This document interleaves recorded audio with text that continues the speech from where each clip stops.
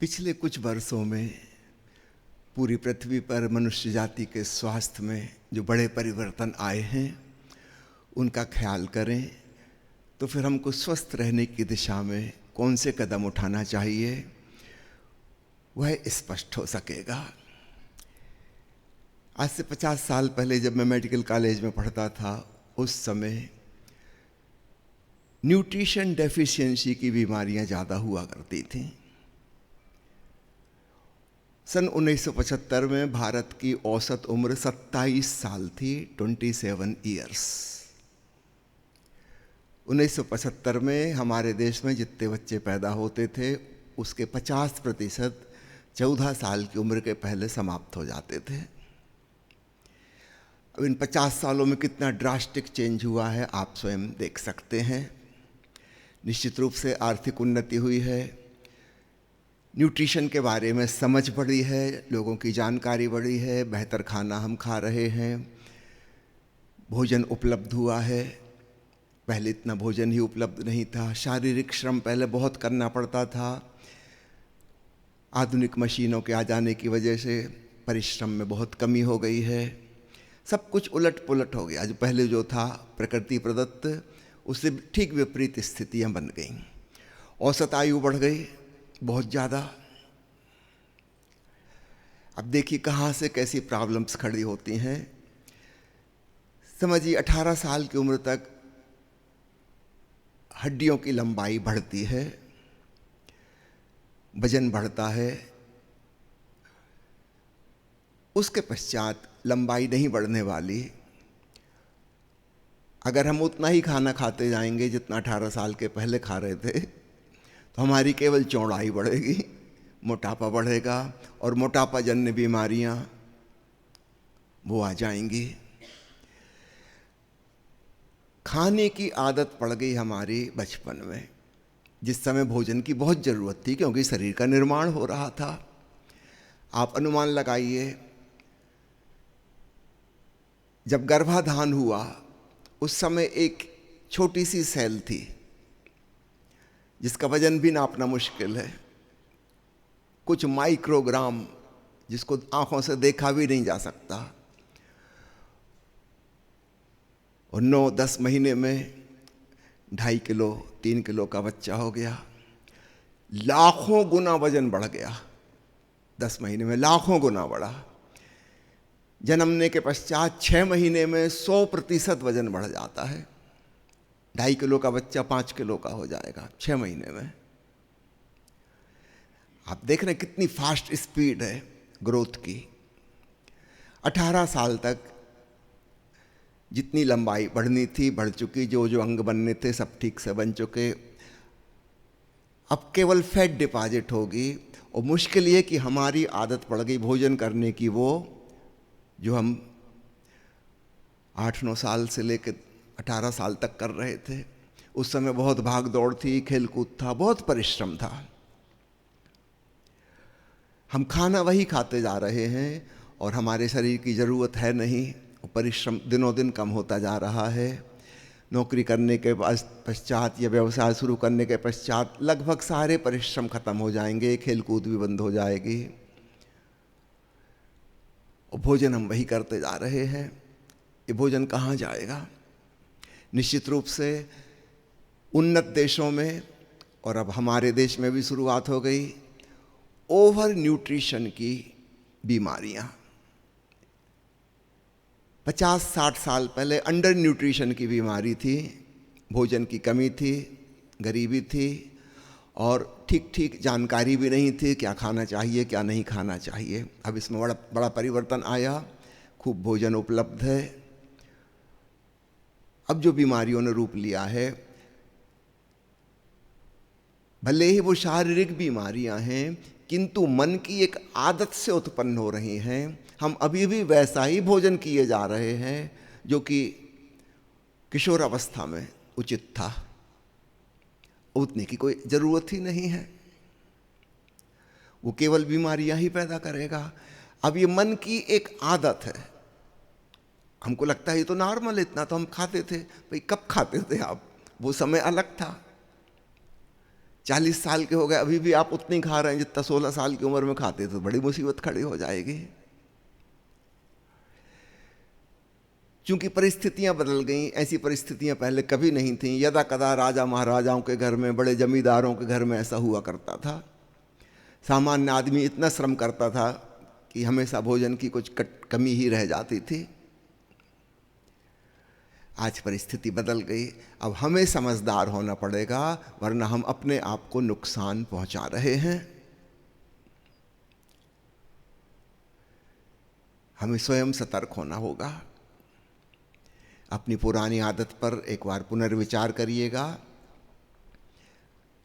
अभी के अनुसार आपका बॉडी मास इंडेक्स, जिसको BMI कहते हैं, ऊंचाई और वजन का रेशियो जो होता है, मैक्सिमम भारत में 23 तक होना चाहिए। अगर उससे अधिक है तो आप मोटापे के कैटेगरी में हैं, आपको अपना वजन घटाना चाहिए। सिंपल सी बात है, तब आप ज़्यादा स्वस्थ हो सकेंगे।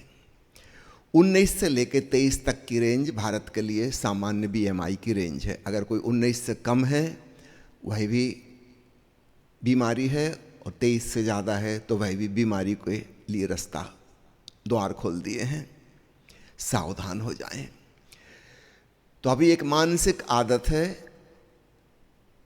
जो किशोर अवस्था में बढ़ गई, और उसको हम बाद में प्रौढ़ अवस्था में भी खींचे जा रहे हैं, क्योंकि हमारे मन में धारणा बन गई है तो नॉर्मल खाना, इतना तो हम हमेशा खाते थे। नहीं, अब उसकी आवश्यकता नहीं है, हमें उसमें कटौती करनी होगी। दूसरी चीजें, बीमारी के प्रति आसक्ति। ये एक थोड़ी कठिन सी बात है, हम स्वीकार नहीं कर पाते कि हमको क्यों आसक्ति होगी। रोग से कौन मोह करता है, लेकिन हम कहीं ना कहीं करते हैं। क्योंकि छोटे बच्चों के साथ जिस प्रकार का व्यवहार किया जाता है, उनका पालन पोषण करते समय, जब वो बीमार है तो सब लोग उस पर ध्यान देते हैं, उसकी केयर लेते हैं, देखभाल करते हैं, उसके आगे पीछे दौड़ते हैं। बच्चा बुखार में पड़ा है, उसके पापा ने भी ऑफिस से छुट्टी ले ली, वो भी घर में बैठे हैं, माथे पे हाथ रख के। ऐसे कभी माथे पे हाथ रख के बैठते नहीं, अक्सर गाल पे चांटा ही मारते हैं। धीरे धीरे बच्चे को एक बात समझ में आ गई कि परिवार के लोग बहुत दुष्ट हैं, अगर इनका प्रेम पाना है तो बीमार होना होगा, अन्य कोई उपाय नहीं है। अगर बच्चा एनर्जेटिक है, स्वस्थ है, खेल कूद रहा है, भाग दौड़ मचा रहा है, निश्चित रूप से भाग दौड़ में तोड़ फोड़ भी होगी, उसको केवल डांट पड़ती है, पिटाई पड़ती है, उपदेश सुनने को मिलते हैं, शांत बैठो, चुप बैठो, हल्ला नहीं करो। सब लोग उससे नाराज हैं। पड़ोसी नाराज हैं, गेंद फेंक दी थी, उनका कांच टूट गया, वो शिकायत करने आ गए। बच्चा जब बीमार पड़ा है, वो पड़ोसी भी जो हमेशा शिकायत करने आया था, वो भी हालचाल पूछने आया है। बच्चे को बड़ा आश्चर्य होता है, ये तो मेरा पक्का दुश्मन। धीरे धीरे धीरे एक बात खूब अच्छे से समझ में आ जाती है, यदि लोगों का प्रेम और ध्यान चाहिए तो बीमार हो जाओ। ऐसा किसी ने कहा नहीं है, लेकिन उसने ग्रैस्प कर लिया आसपास के वातावरण से, लोगों की मानसिकता, लोगों के चेहरे देख के। अब ये बच्चा बड़ा होकर भी जब कभी इसको ज़रूरत महसूस होगी कि प्रेम चाहिए, लोगों का ध्यान चाहिए, देखभाल चाहिए, ये बीमार पड़ जाएगा। और स्त्रियों ने इस बात को खूब अच्छे से पकड़ लिया है, अन्यथा कोई ध्यान देने वाला नहीं। हिस्टीरिया की एक बीमारी होती है, 99% महिलाओं को ही होती है, और उन महिलाओं को होती है जो ध्यान आकर्षित करना चाहती हैं, उनके सामान्य उपाय काम नहीं आ रहे। अब वो यही हो सकता है कि अचानक बेहोश होकर गिर जाएं, हाथ पैर अकड़ जाएं, मुंह बंद हो जाए। दुष्टो, अब तो ध्यान दो। पूरी तरह 100% मानसिक रोग है ये बेहोश हो जाना। लेकिन वो बेचारी क्या करे, कोई उस पर ध्यान ही नहीं देता, कोई देखता ही नहीं। अभी सब दौड़े दौड़े आएंगे। सास पंखा चल रही है, उसके चेहरे पर ठंडे पानी की बूंदें छिड़क रही है, जो हमेशा उसको गाली देती थी।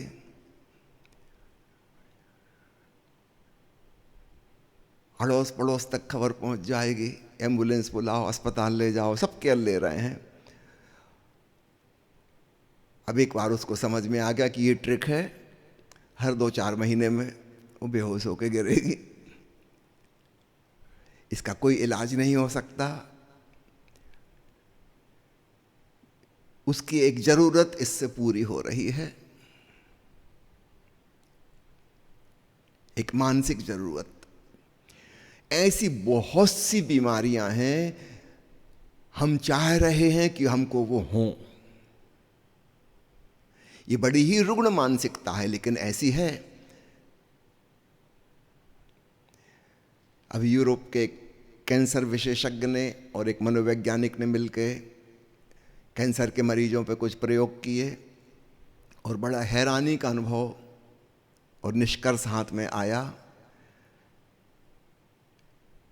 वो निष्कर्ष ये है कि मरीज चाह रहा है कि उसको लाइलाज बीमारी हो जाए और वो मर जाए। इन लोगों ने प्रयोग किया, किसी शहर में गए, वहाँ 100 मरीजों को आमंत्रित किया, एक बहुत खास मीटिंग है, कुछ विशेष बातें कैंसर के बारे में बताई जाएंगी, और उन सब मरीजों के ऊपर कैमरे फोकस हैं, उनकी रिकॉर्डिंग चल रही है, उनके चेहरे पे क्या हाव भाव आते हैं, ये लोग बाद में विश्लेषण करेंगे। घोषणा की गई मंच से, एक बहुत बड़े सर्जन ने कि एक नई चिकित्सा पद्धति खोज ली गई है, एक नई दवाई मिल गई है जिसके इंजेक्शन से कैंसर एकदम ठीक हो जाएगा, एक खुशखबरी आप लोगों को बतानी है। और मरीजों के चेहरों की रिकॉर्डिंग चल रही है, उनको नहीं पता। बाद में विश्लेषण करके देखा गया, अधिकांश मरीज ये खुशखबरी सुन के बहुत दुखी हो गए। इसका मतलब अभी और जिंदा रहना पड़ेगा, ये डॉक्टर मानेंगे नहीं, ये नई दवाई ले आए। वह व्यक्ति जीवित रहना नहीं चाह रहा, थक गया है, ऊब गया है, डिप्रेशन में है, वो मर जाना चाह रहा है। जिंदगी में उसे कोई रस नहीं आ रहा, कोई शांति नहीं है, कोई आनंद नहीं है, इससे बेहतर है मर जाओ। शायद जानबूझ के उसने कैंसर को बुलाया है और इसलिए वह कभी नहीं चाहेगा कि इसका इलाज हो जाए। पूरी तरह प्रतिरोध, रेजिस्टेंस करेगा। ऊपर से कह नहीं सकता ये बात, तो उन डॉक्टरों ने मिलकर एक किताब लिखी है, एस्केप रूट्स उसका नाम रखा है, पलायन द्वार, जिंदगी से भागने के 3 दरवाजे। एक है लाइलाज बीमारियां और दुर्घटना। जितनी दुर्घटनाएं सड़कों पे होती हैं, कार एक्सीडेंट होते हैं, याद रखिएगा इसमें से बहुत लोग ऐसे हैं जो चाह रहे थे कि हो, इसलिए दुर्घटना हुई है। उनमें इतनी हिम्मत नहीं है कि आत्महत्या कर लें। लोग क्या कहेंगे, कायर, पलायनवादी, भगोड़े, जीवन से जूझ नहीं पाए। अब एक्सीडेंट हो गया, इसमें तो कोई नहीं कह सकता, सुसाइड तो किया नहीं है। लोग कहें अरे बेचारा, उस पहाड़ी रास्ते से गाड़ी फिसल गई, ट्रक ने टक्कर मार दी, हमको पता नहीं है, वो पहाड़ी रास्ते पे जानबूझ के गए थे और ऐसी स्पीड से चला रहे थे कि भिड़ंत हो और खत्म हो जाए। एक एस्केप रूट ये है लाइलाज बीमारियों को निमंत्रण अथवा दुर्घटना। दूसरा पलायन द्वार है अपराध। कुछ गैर कानूनी काम करो ताकि पकड़ा जाओ और जेल में पहुंच जाओ, तो जिंदगी की समस्याओं से छुटकारा हुआ।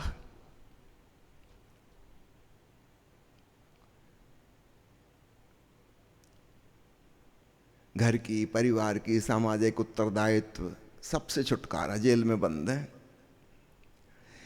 ये व्यक्ति जैसे ही छोड़ा जाएगा जेल से, ये फिर तुरंत कुछ अपराध करेगा, क्योंकि बाहर की दुनिया में ये जीना नहीं चाहता।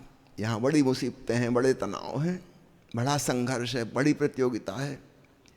ये जेल में ज़्यादा सुरक्षित और एट होम और रिलैक्स्ड महसूस करता है। ये इसने एक दरवाज़ा खोज लिया है जीवन के उत्तरदायित्व से बचने का। और तीसरा द्वार है पागल हो जाओ, पागल खाने में बंद हो जाओ। अब आपके ऊपर कोई जिम्मेवारी नहीं है, कोई नहीं कहेगा कि आप ये नहीं करते, वो नहीं करते, अब पागल के ऊपर तो कोई जिम्मेदारी नहीं, पागल खाने में बंद है, बल्कि लोग सहानुभूति दिखाएंगे कि बेचारा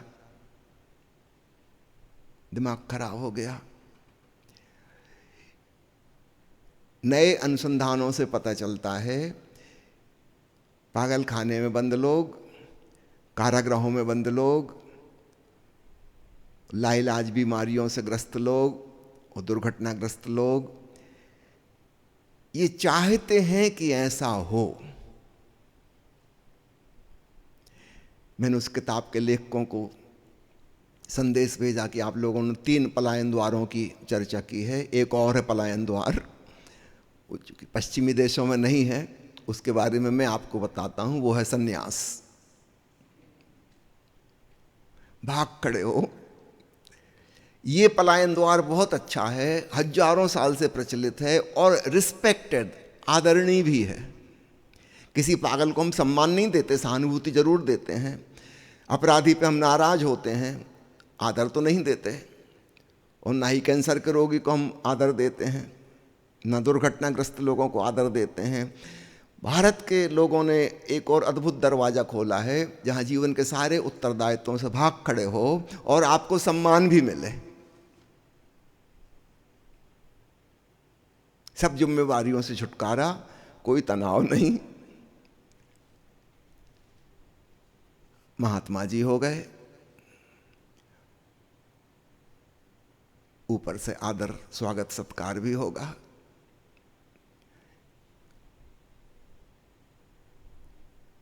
हम जीवन जीना नहीं चाह रहे, किसी प्रकार से पलायन करना चाह रहे हैं। अच्छे अच्छे नाम, पीछे देखेंगे क्या छुपा है, भगोड़ापन। हिम्मत थी नहीं, साहस था नहीं, भाग खड़े हुए। तो बहुत सी बीमारियां इस प्रकार की हैं। एक महिला है अनीता मूरजनी, आज से कोई 12-13 साल पहले उसको कैंसर हुआ। सिंगापुर में वह रहती थी, वहाँ दी बेस्ट ट्रीटमेंट जो हो सकते थे होते चले गए। उसकी बीमारी बढ़ती गई बढ़ती गई बढ़ती गई। वो सिंगापुर से इंटरनेशनल जो भी कैंसर स्पेशलिस्ट हैं उन सबको कंसल्ट किया जा रहा था। उसकी सारी जांच की रिपोर्टें पूरे अंतर्राष्ट्रीय स्तर के कैंसर विशेषज्ञों को भेजी जाती थी, उनकी सलाह ली जाती थी। लेकिन मामला बिगड़ता गया। फाइनली एक दिन आ गया कि अब समाप्त होने की घड़ी है। फिर कुछ हुआ, जैसे उसकी चेतना बाहर निकल गई शरीर से। आईसीयू में भर्ती है वो, और डॉक्टर उसके परिवार वालों को कह चुके हैं कि बस थोड़ी मिनटों की बात है। वो उस समय ये घटना घटी। उसने देखा शरीर से बाहर निकल के कि अस्पताल में उसकी शरीर पड़ा हुआ है, परिवार के लोग हैं, कोई बाहर इंतज़ार कर रहे हैं। उसका भाई अहमदाबाद से फ़्लाइट पकड़ के सिंगापुर आ रहा है, वो सब ऊपर से देख रही है। और तब उसकी मुलाकात हुई उसके कुछ परिचितों से जो उसके पहले मर चुके थे। उसमें कुछ परिवार के लोग थे, कुछ उसके मित्र थे, और उन लोगों ने बताया कि अभी तुम्हारे एक्चुअल मरने का समय नहीं है ये, और तुम चाहो तो वापस भी लौट सकती हो और स्वस्थ हो सकती हो। वो चकित हुई कि ये कैसे हो सकता है। उन लोगों ने कहा कि अभी तुमको ये जो बीमारी हुई है ये तुम्हारे मानसिक विकार की वजह से हुई है। उसको एक प्रकार की ऑब्सेशन हो गई थी कैंसर के बारे में जानकारी इकट्ठी करने की। वो भीतर हमेशा डर लगा रहता था कि मुझे कैंसर ना हो जाए, मुझे कैंसर ना हो जाए। और इंटरनेट पर सर्च करती रहती, किताबें पढ़ती रहती, यहाँ वहाँ से इन्फॉर्मेशन, कैंसर के क्या लक्षण होते हैं वो हमेशा खुद पर देखती रहती, कहीं ये लक्षण मेरे को तो नहीं हो रहा, कहीं मेरे को तो नहीं हो रहा, इसलिए कैंसर हो गया। दूसरी आत्माओं ने उसको बताया और कहा कि अगर तुम चाहो वापस लौट सकती हो, अभी तुम्हें जिंदा होने की संभावना है कुछ सेकंड्स के अंदर, लेकिन तुम्हारी मर्जी है अगर चाहो तो। और तब एक संदेश सारी दुनिया के लोगों को दो कि इस प्रकार की नकारात्मक भावना ना रखा करें। तुम कैंसर कैंसर कैंसर सोचोगे तो फिर कैंसर होगा। जिससे डरते थे वही बात हो गई, राहों में उनसे मुलाकात हो गई। तो अनीता को लगा कि मुझे वापस जाना चाहिए। अचानक फिर से शरीर में आ गई वो, आंखें खोली, उठ के बैठ गई। डॉक्टर हैरान हुए, वो तो उनको लग रहा था कि गई काम से। हृदय की धड़कन वापस शुरू हो गई कुछ सेकंड के अंतराल में। और उसने डॉक्टरों से कहा, अपने परिवार वालों को बुलवाया और उनको बताया कि ऐसा ऐसा हुआ। किसी को भरोसा ना आए इस बात पे, लेकिन उसने कहा कि मुझे कहा गया है कि अगर तुम वापस जाना चाहती हो तो तुम स्वस्थ हो जाओगी, क्योंकि अब तुमको पता चल गया कि कैंसर क्यों हुआ, तुम्हारे डर की वजह से हुआ। तो अनीता ने कहा कि मैं वापस आ गई हूं और ये मेरा कैंसर ठीक हो जाएगा। कौन भरोसा करता उसकी बात पर। लेकिन 2-4 दिन में इतनी इंप्रूवमेंट हो गई कि अस्पताल से डिस्चार्ज हो गई, और 15 दिन के अंदर इतनी इंप्रूवमेंट हो गई कि कैंसर के कोई लक्षण नहीं बचे। फिर से सब टेस्ट वगैरह की गई, कैंसर गायब। और उसकी रिपोर्ट चूंकि अंतर्राष्ट्रीय स्तर पर शेयर की जा रही थी सारे कैंसर विशेषज्ञों से, सब लोग हैरान कि ये मरीज कैसे बच गई, हमारी कोई दवाइयां ना बचा पाई, और वो बच गई। और जैसा उसे कहा गया था कि तुम ठीक हो जाओगे बिल्कुल, और फिर ये संदेश लोगों तक पहुंचाना। 15-20 दिन के बाद उसकी हालत इतनी अच्छी हो गई कि उसने अपना जॉब फिर से ज्वाइन किया, और फिर उसने टीवी वालों को बुला बुला के इंटरव्यू देना शुरू किया कि कैंसर के डर की वजह से, मेरे ऑब्सेशन की वजह से मुझे कैंसर हुआ था। ये कोई वास्तविक बीमारी नहीं थी, और इसलिए वो ठीक हो ही नहीं सकता था, किसी इलाज से नहीं हो सकता था, क्योंकि उसका कारण मेरे मन में था। और जब मुझे बात पता चली, कारण खत्म हो गया। अब मैं बिल्कुल निडर होकर लौटी हूँ। निश्चित रूप से किसी न किसी दिन मृत्यु होगी, लेकिन अब मुझे कोई भय नहीं है। एक तो मुझे पता चल गया कि आत्मा की कोई मृत्यु नहीं होती। जो लोग मुझसे पहले मर चुके वो भी कहीं मौजूद हैं, मरा कोई नहीं है, सब मौजूद हैं। तो एक तो डर खत्म हो गया, और मेरा एक ही उद्देश्य है आने का कि मैं दुनिया में सब लोगों तक खबर पहुंचा सकूं कि कोई नकारात्मक भावना अपने भीतर मत रखो।